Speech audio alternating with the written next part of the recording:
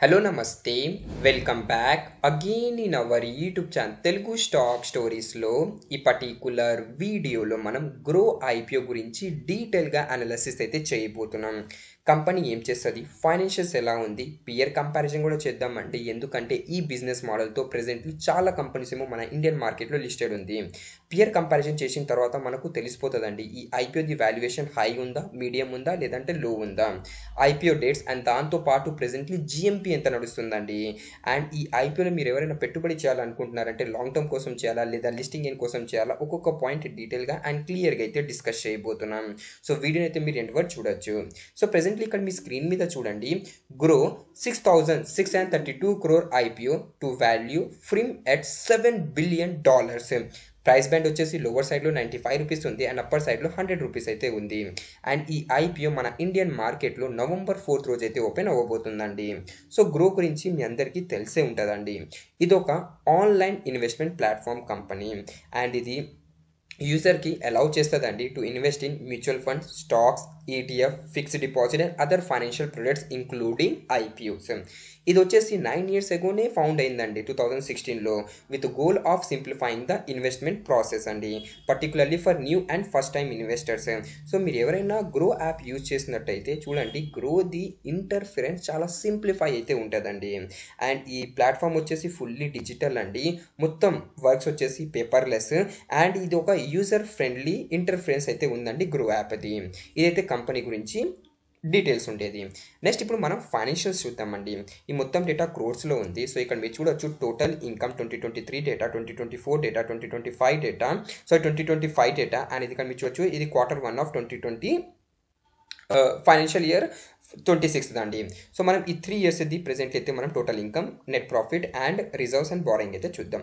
2023లో total income 1,260 crore ఉండేది. 2024లో అది increase అయ్యి 2,795 crore అయింది అండ్ 2025లో 4,061 crore ఉంది. సో టోటల్ ఇన్కమ్లో మనకు ప్రతి ఇయర్ జంప్ అయితే కనపడుతుంది.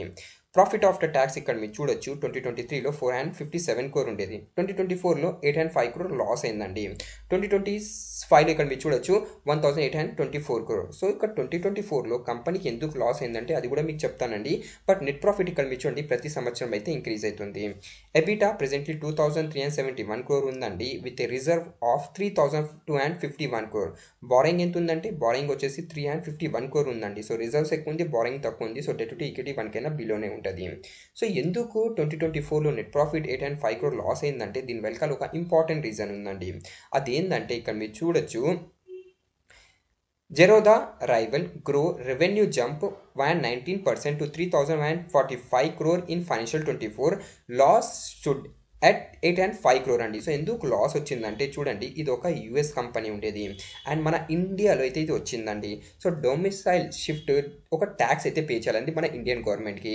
సో వన్ టైం వీళ్ళైతే ట్యాక్స్ పే చేశారు. సో ఇక్కడ మీరు చూడొచ్చు, domicile shift leads to significant tax payment అండి. అండ్ వీళ్ళు ట్యాక్స్ పే చేయడం వల్ల వీళ్ళకి 805 crore ఫైనాన్షియల్ 25లో ఓవరాల్ లాస్ వచ్చిందండి. సో ఇది ఒక వన్ టైం ట్యాక్స్ పే చేశారు కదా, ఓవరాల్ కంపెనీ ప్రాఫిట్లోనే ఉండేది బట్ ట్యాక్స్ పే చేయడం వల్ల డొమిసైల్ షిఫ్ట్ ట్యాక్స్ అయితే పే చేశారండి. అందుకే వీళ్ళకైతే లాస్ అయితే అయిందండి 2024లో. అండ్ అదే 2025లో మీకు చెప్పాను 1,824 crore వీళ్ళైతే నెట్ ప్రాఫిట్ రిప్రజెంట్ చేశారు. అండ్ ఇది Q1 of financial 26 net profit అండి. ఇంటూ 4 చేశారనుకోండి దగ్గరగా మీకు ఫైనాన్షియల్ 26 నెట్ ప్రాఫిట్ కూడా వచ్చేస్తుందండి. అండ్ ఇప్పుడు మీరు ప్రెజెంట్లీ చూశారనుకోండి, మన ఇండియాలో ఏ యాప్ ఎక్కువ యూజ్ చేస్తారంటే యాక్టివ్ క్లయింట్స్ ఇక్కడ మీరు చూడొచ్చు, గ్రో యాప్ని ఎక్కువ మంది అయితే యూజ్ చేస్తారండి. గ్రో యాప్ది ప్రెజెంట్లీ యాక్టివ్ క్లయింట్స్ చూడొచ్చు 11.9 million అయితే ఉన్నారండి. సెకండ్ ప్లేస్లో జెరోదా ఉంది, థర్డ్ ప్లేస్లో ఏంజల్ వన్, ఫోర్త్ ప్లేస్లో అప్స్టాక్స్ అండ్ ఫిఫ్త్ ప్లేస్లో ఐసిఐసిఐ డైరెక్ట్ అయితే ఉందండి. సో మనం యాక్టివ్ క్లయింట్ పై చూసామనుకోండి, గ్రో యాప్ వచ్చేసి టాప్ ప్లేస్లో అయితే ఉందండి. అండ్ ఇప్పుడు నెక్స్ట్ మనం డిస్కస్ చేద్దాం ఐపీఓ డేట్స్ అండి. సో ఐపీఓ డేట్స్ చూశారనుకోండి, November 4th ఈ ఐపీఓ మన ఇండియన్ మార్కెట్లో ఓపెన్ అవ్వబోతుంది. November 27 is and last date. Face value వచ్చేసి 2 rupees per share. Issue price band చూడండి, లోవర్ సైడ్లో 95 rupees ఉంది, అప్పర్ సైడ్లో 100 rupees అయితే ఉందండి. సో 100 rupees అయితే వీళ్ళు ఫిక్స్ చేశారు. అండ్ అయితే అన్లిస్టెడ్ మార్కెట్లో ప్రెజెంట్లీ గ్రో ఎంత ట్రేడ్ అవుతుందంటే, అన్లిస్టెడ్ మార్కెట్లో చూడండి ఐపీఓ ప్రైస్ బ్యాండ్ అవ్వగానే 17% వరకు పడిపోయిందండి. సో అన్లిస్టెడ్ మార్కెట్లో 128 rupees దగ్గర ట్రేడ్ అవుతుందండి. అండ్ ఇది ఇంకా పడుతుందండి. అండ్ ఇక్కడ మీరు చూడండి సెప్టెంబర్ మంత్లో 155 to 160 60 రూపీస్ దగ్గర ఉండేది. అండ్ ఇప్పుడు అన్‌లిస్టెడ్ మార్కెట్‌కైనా ప్రెజెంట్‌లీ అయితే వీళ్ళు ప్రైస్ బ్యాండ్ చాలా తక్కువ అయితే ఫిక్స్ చేశారండి. నెక్స్ట్ ఇక్కడ మీరు చూడండి పర్ లాట్‌లో 50 షేర్స్ అయితే వస్తుందండి. అండ్ ఇక్కడ మీరు సేల్ టైప్ చూడండి fresh capital come offer for sale. And దీంట్లో ఇక్కడ చూడండి టోటల్ ఇష్యూ సైజ్ 6,632 క్రోర్ అయితే ఉందండి. ఫ్రెష్ ఇష్యూ 1,060 క్రోర్ ఉంది. అండ్ ఓఎఫ్ఎస్ వచ్చేసి 5,572 క్రోర్. ఫ్రెష్ ఇష్యూ అంటే ప్రమోటర్స్ అండ్ ప్రీవియస్లీ ఇన్వెస్టర్స్ ఉండి వాళ్ళేమో స్టేక్ అయితే సెల్ చేస్తారు. ఐపీఓ అలాట్మెంట్ ఎప్పుడు వస్తుందంటే నవంబర్ 10th రోజు మండే రోజు అయితే వస్తుందండి. అండ్ అలాట్మెంట్ వచ్చేసి MUFG in time India private limited వెబ్సైట్లో పోయి అయితే మీరు చెక్ చేయొచ్చు ఎవరైనా అప్లై చేస్తుంటే. అలాట్మెంట్ అవ్వలేదనుకోండి ఆ బ్లాక్ అయిన అమౌంట్ నవంబర్ 11th వరకు అయితే క్రెడిట్ బ్యాక్ అయిపోతుందండి బ్యాంక్ అకౌంట్లో. అండ్ అలాట్మెంట్ అయిందనుకోండి షేర్స్ వచ్చేసి వాళ్ళ డీమెట్ అకౌంట్లో నవంబర్ 11th వరకు అయితే క్రెడిట్ అవుతుంది. అండ్ ఇది బోత్ BSE అండ్ NSEలో నవంబర్ 12th రోజు అయితే లిస్ట్ అవ్వబోతుందండి. పర్ లాట్లో 50 షేర్స్ వస్తుంది. అండ్ పర్ లాట్ కోసం 15,000 రూపీస్ అయితే పెట్టుబడి చేయాలండి. మ్యాక్స్ టు మ్యాక్స్ రీటైల్ కేటగిరీలో 13 లాట్స్ అప్లై చేయొచ్చు. 13 లాట్స్ కోసం 1,95,000 రూపీస్. అండ్ దీనికైనా మీరు ఎక్కువ అప్లై చేశారనుకోండి మీరు HNI కేటగిరీ కింద అయితే వచ్చేస్తారు. అండ్ నెక్స్ట్ ఇప్పుడు చూడండి గ్రో ఐపీఓ ప్రమోటర్ హోల్డింగ్ అండి. ప్రమోటర్స్ ఎవరంటే ఇక్కడ మీరు చూడొచ్చండి Lalit, Harsh Jain, Ishan Bansal, Neeraj Singh are the promoter of the company. Promoter holding ఇప్పుడు ప్రెసెంట్లీ 28% ఉంది. అండ్ ఇక్కడ అప్డేట్ అయితే కాలేదండి. ఐపీఓ తర్వాత ప్రమోటర్ హోల్డింగ్ ఎంత ఉంటుంది అయితే మనం చూడాలి. నెక్స్ట్ ఇక్కడ మనం చూద్దామండి key performance indicator. Return on net worth 37.57% ఉంది. ప్రాఫిట్ ఆఫ్టర్ మార్జిన్ 44.92% ఉంది. ఎబిటా మార్జిన్ కూడా 59% వరకు ఉంది.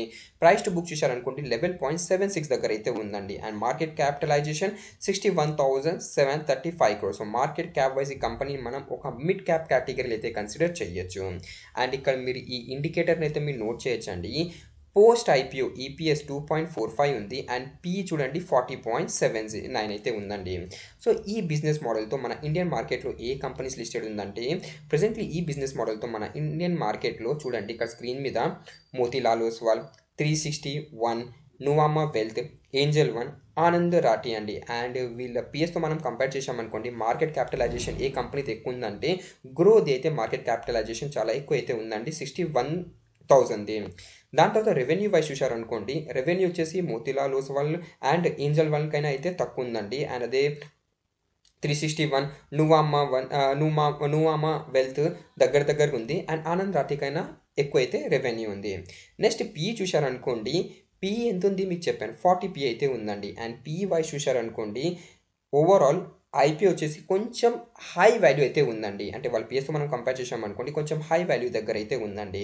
అండ్ ప్రైస్ బ్యాండ్ చూశారనుకోండి వీళ్ళు పిఎస్తో కంపేర్ చేసామనుకోండి ప్రైస్ చాలా తక్కువ అయితే ఉందండి. అంటే ఐపీఓది ప్రైస్ మీరు 100 రూపీస్ చూస్తున్నారు కదా వాళ్ళ పిఎస్తో చాలా తక్కువ అయితే ఉందండి. అండ్ ప్రైస్ టు బుక్ కూడా మీకు చెప్పానండి 11.76 ఉంది. సో ఓవరాల్ ఈ ఐపీఓది వాల్యుయేషన్ మరి అంత హై ఏం ఫిక్స్ చేయలేదు, మరి అంత లో ఏం ఫిక్స్ చేయలేదండి. మీడియం ముందు అయితే మనం చెప్పొచ్చు ఐపీఓ వాల్యుయేషన్స్. అండ్ నెక్స్ట్ వచ్చేసి ఐపీఓ జిఎంపీ ప్రెసెంట్లీ 13% దగ్గర అయితే ఉందండి. సో డిమాండ్ కనపడింది అనుకోండి ఐపీఓ జిఎంపీలో మనకు ఇంకా జంప్ అయితే కనపడచ్చు. సో మీరు ఎవరైనా ఈ ఐపీఓలో పెట్టుబడి చేయాలనుకుంటున్నారంటే నేనైతే మీకు కొంచెం వెయిట్ చేయమంటానండి.